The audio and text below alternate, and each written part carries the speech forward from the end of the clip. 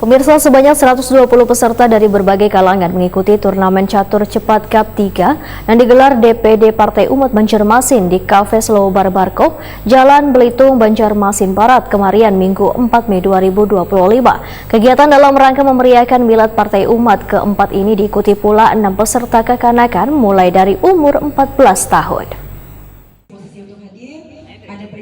Sebanyak 120 peserta dari berbagai kalangan mengikuti turnamen catur cepat Cup 3 yang digelar DPD Partai Umat Banjarmasin di Cafe Slow Bar Barkop, Jalan Belitung, Banjarmasin Barat, kemarin Minggu 4 Mei 2025. Kegiatan dalam rangka memeriahkan milad Partai Umat keempat ini diikuti pula 6 peserta kekanakan mulai dari umur 14 tahun. Peserta mengikuti lomba ini kali dipungut biaya, tapi hanya diminta membawa racik botol plastik mulai dari 5 botol ukuran 1,5 liter, 10 botol ukuran 600 ml, atau 20 cup bekas minuman.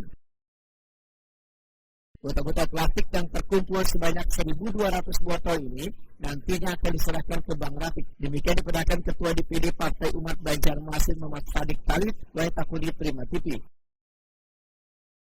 Muhammad Sadik Talib membenarkan kegiatan ini bertujuan mempererat silaturahmi serta mempromosikan aktivitas positif dan mengasah kemampuan pecatur lokal yang prestasinya.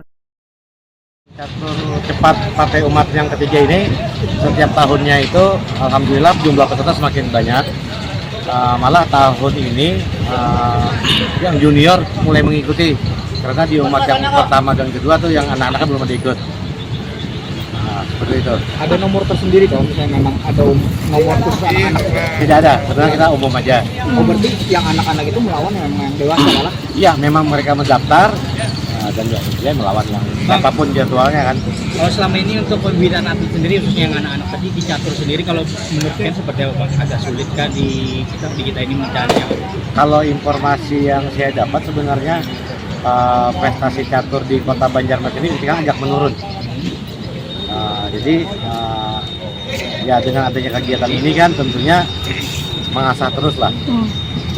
Apalagi tadi saya bilang informasi yang saya dapat tadi itu agak jatuh catur di Kota Banjarmasin ini prestasinya.